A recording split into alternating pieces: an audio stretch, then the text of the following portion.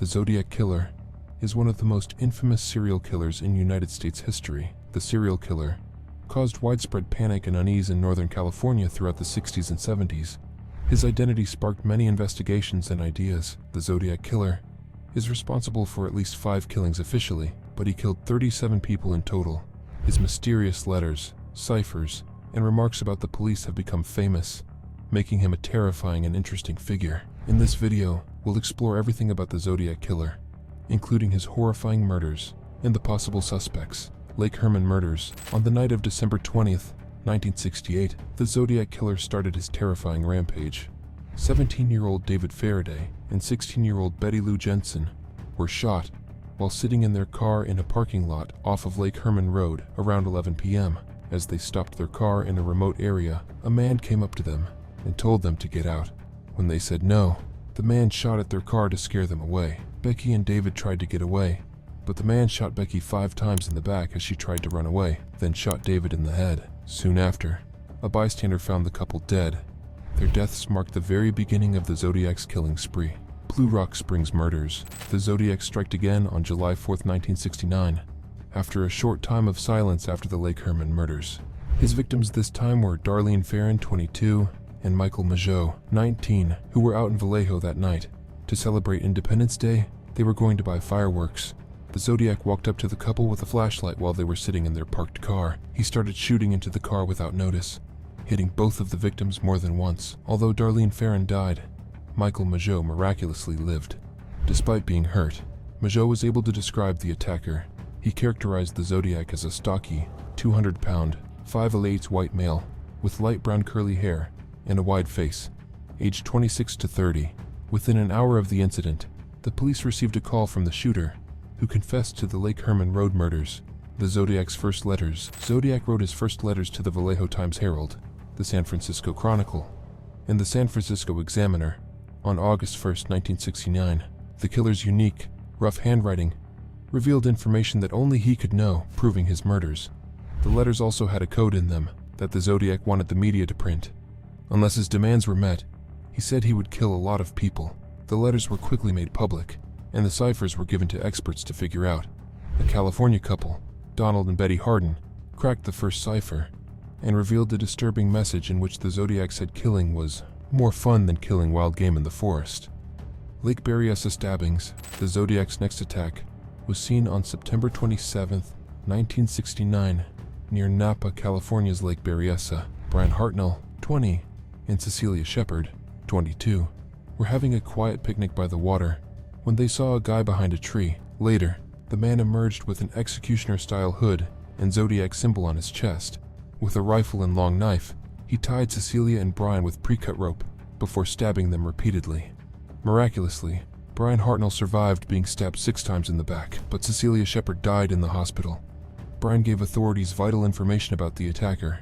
Late that night, the Zodiac again called the Napa County Sheriff's Office to report the crime and mocked the police's inability to arrest him.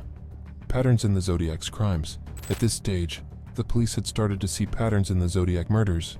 Young couples were often his victims. He attacked them in isolated places like lovers' roads or near water. The killer seemed to enjoy teasing authorities and the media with his letters and ciphers. Most often on weekends or holidays, the Zodiac carried out killings and stabbings and left cryptic clues like his symbols and handwritten messages.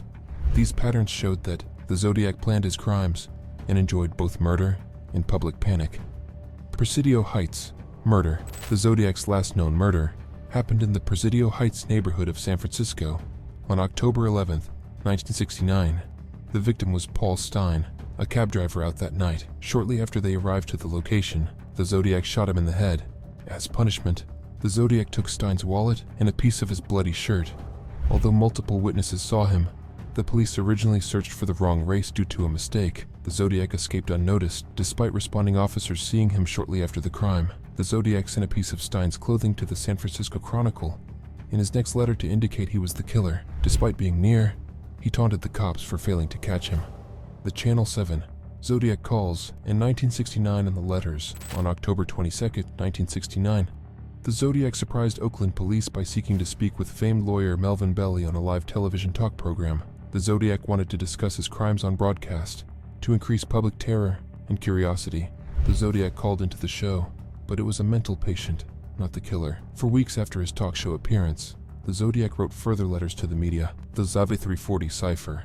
This new cipher wasn't broken for more than 50 years, until late 2020, when a group of amateur codebreakers finally did. Decoded messages confirmed the Zodiac's pleasure in killing, and his idea that his victims will serve him in the afterlife. He swore he would never be caught, and make his future murders look like accidents or robbery. This message indicated that the Zodiac was becoming bolder and more confident in his escape. The Zodiac's last letter. Zodiac wrote his last letter to press in 1974. He weirdly called The Exorcist the best satirical comedy that I've ever seen, and claimed to have killed 37 people in this letter. The detectives were confused by this strange farewell, because it didn't seem like the Zodiac at all, who is known for being very unpredictable. Identity and motive behind the Zodiac Killer's identity was never revealed. His motive is still up for debate, because he never gave an exact reason for his actions. His writings, on the other hand, show a sick desire for power, control, and fame. It looked like he liked making people scared and making fun of the police. He saw murder as a game in which he could beat the officials. The Zodiac also suggested that he thought his victims would become his slaves in the future, which could mean that he was delusional or had a disturbed mental state. His possible motive was a need for attention and a cruel pleasure in killing. Theories and suspects. Over the decades, several suspects have been offered with varied degrees of circumstantial evidence. However, none of them were proven to be the killer. After Gary Stewart wrote, "The Most Dangerous Animal of All," this idea became popular. Earl Van Best Jr., his father, was the Zodiac Killer. Stewart noted the similarity between his father and the composite Zodiac sketch and the "My name is" Cipher's number of characters. According to experts, Stewart's father's marriage license, which he thought matched the Zodiac, was written by the priest who conducted the marriage. Arthur Lee Allen is one of the most well-known suspects. His name comes up a lot in Robert Graysmith's books Zodiac and Zodiac Unmasked. Allen had a checkered past, including being convicted of child rape in 1971. He was also near one of the Zodiac's attacks on the day it happened, and friends said Allen called himself the Zodiac before the killer did. Even with these strange facts, Allen's DNA, fingerprints, and handwriting did not match the Zodiac's, which made some people question that he was involved. Another suspect was Lawrence Kane. He was in a car accident in 1962 that hurt his brain and changed the way he behaved. Kane lived near numerous Zodiac victims and was named by Kathleen Johns as the man who tried to abduct her. Despite these ties, strong proof has not yet been discovered that connects Kane to the Zodiac's offenses. The enduring mystery of the Zodiac Killer. Even after years of searching and a lot of theories, the Zodiac Killer's name is still a mystery. His enigmatic writings, terrible acts, and escape have made him one of the most notorious serial killers.